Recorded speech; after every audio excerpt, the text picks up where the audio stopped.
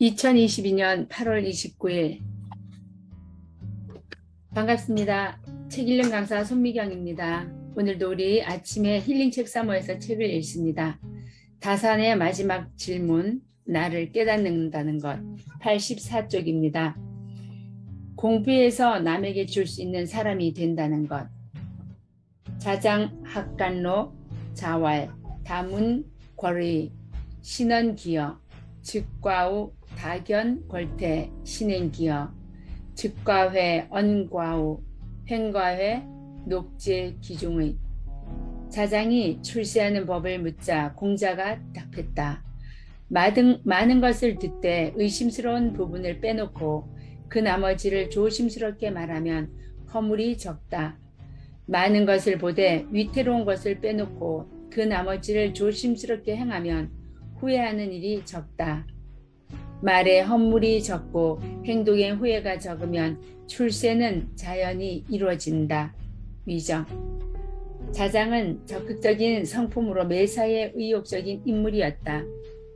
배움에도 열의가 있었고 수양의 길을 가는데도 타협이 없었다. 논어 자장에 실려있는 자장의 말이 그의 성품을 잘 말해주고 있다.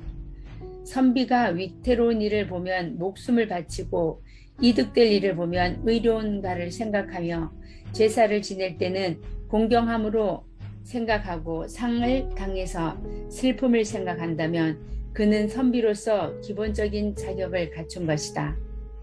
이어서 그는 이렇게 말했다. 덕을 지키되 폭넓지 못하고 도를 믿되 독실하지 못한다면 어찌 있다 없다를 논할 수 있겠는가. 그의 소신과 주장이 강직하다. 도와 덕을 함양하는 수양에서도 제대로 하지 못하면 하지 않으니만 못하다는 말로 그의 고든 성품이 드러난다. 하지만 사람의 성품이란 한쪽으로 치운다면 반드시 부족한 점이 있기 마련이다. 자장의 경우는 강직한 나머지 포용심이 부족하고 편벽한 점이 있어 동문들로부터 좋은 평가를 받지 못했다. 자유는 나의 벗 자장은 하기 어려운 것을 할 수 있지만 아직 인을 이루지는 못했다 라고 했고 증삼은 당당하구나 자장이여 그러나 함께 인을 행하기는 어렵구나 라고 평가했다. 스승인 공자도 자장의 그 점을 우려했다. 과유불급의 고사에서 자하의 미치지 못함에 비교해 자장에게 지나침을 지적했다. 앞의 고사에서도 자장은 빠른 출세를 원하는 성향을 보인다. 하지만 공자는 빠른 출세를 하고 싶다면 오히려 말과 행동에서 신중해야 한다고 가르친다. 동문서답인 것 같으나 공자의 속뜻은 이러했다. 자장아, 너는 조급하고 과한 데가 있으니 반드시 말과 행동을 조심해야 한다. 너희 공부는 이미 높은 경지에 이르렀으니 조급한 성품만 다스린다면 반드시 출세할 수 있을 것이다. 자장은 이러한 가르침을 통해 자신의 단점과 잘못을 극복했고 훌륭한 학자로서의 길을 갈 수 있었다. 훗날 동문자공은 공자가어 제장행 편에서 자장에 대해 이렇게 평가했다. 아름다운 공로가 있어도 자랑하지 아니하고 귀한 지위를 가지서도 잘한다고 여기지 아니하며 남을 업신여기거나 안일에 빠지지 아니하고 고할 데가 없는 이들에게 거만하게 굴지 않는 것이 바로 자장의 행동이었다.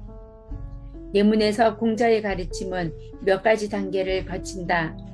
먼저 출세를 하려면 반드시 많이 듣고 봐야 한다. 즉, 많은 배움을 뒷받침되어야 한다. 흔히 의심스러운 것을 제쳐두는데 의미를 두기 쉬운데 그에 앞서 반드시 다문과 다견, 즉 많은 공부와 경험이 선행되어야 한다는 것이다. 다사는 이렇게 보충해준다.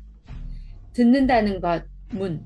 듣는다는 것은 스승과 친구에게서 얻는 것을 말하고 본다는 것, 견.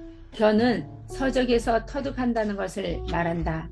스승으로부터 배움뿐 아니라 동문 수학하는 친구나 책을 통해 배우는 것을 게을리해서는 안 된다. 이렇게 배움으로 바탕을 다졌다면 그 다음에 의심스럽고 위태로운 것을 걸러낼 수 있어야 한다. 이를 두고 다사는 이렇게 설명한다. 듣는 것에도 타당치 않은 점이 없을 수 없고 보는 것에도 의심나는 점이 없을 수 없다. 듣고 행하는 자도 있고 보고 말하는 자도 있으니 이 두 구절은 모두 서로 관계가 있는 글이다. 듣는 것과 보는 것은 모두 배우는 것이며 이로부터 말과 행동이 나오게 되므로 굳이 둘을 구분할 필요는 없다는 것이다. 인생에 낭비하는 노력을 공부로 착각하지 말라. 다사는 출세에 대해서도 오해할 수 있는 부분을 바로 잡아준다. 분자가 벼슬을 하지 않으려고 했던 경우는 다만 올바른 도리로서 구했을 뿐이니 이른바 공자가 구하는 것은 다른 사람에게 구하는 것과 다르다는 것이다. 공자가 말하기를 배우면 녹봉이 그 안에 들어있고 농사를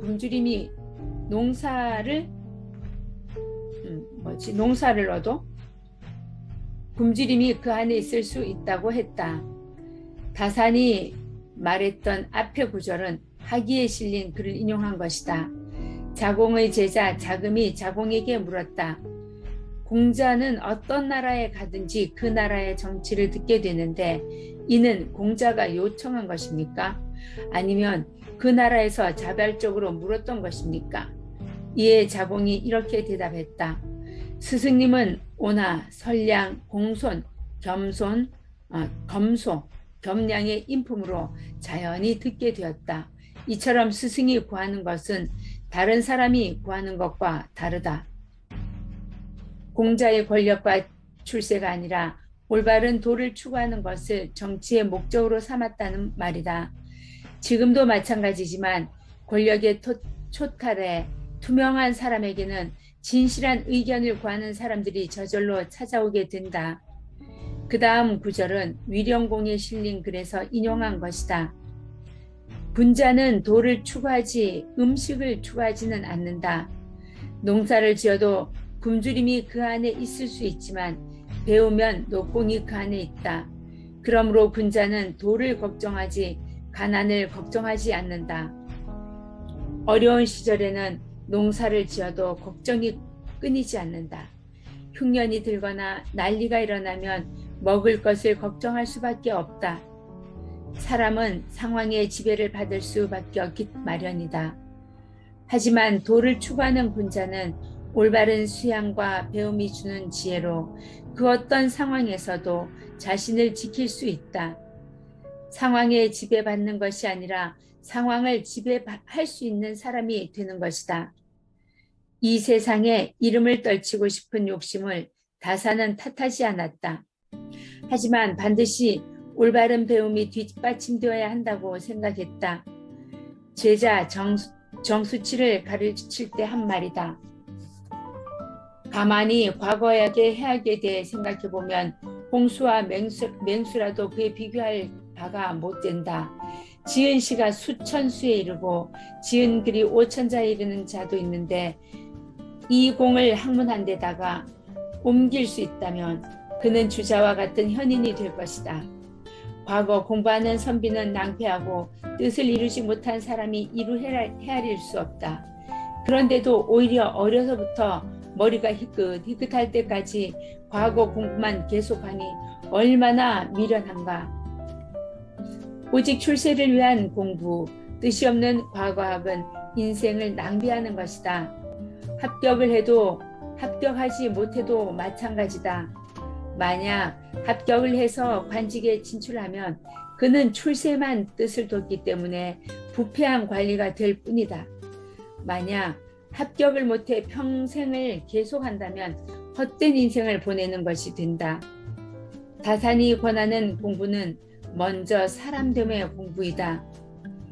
그 다음 바른 뜻을 가지고 반드시 세상의 뜻을 펼쳐야 한다. 공부만 하고 세상을 위해 자신이 축적한 학문을 쓰지 않는 사람도 다사는 인정하지 않았다.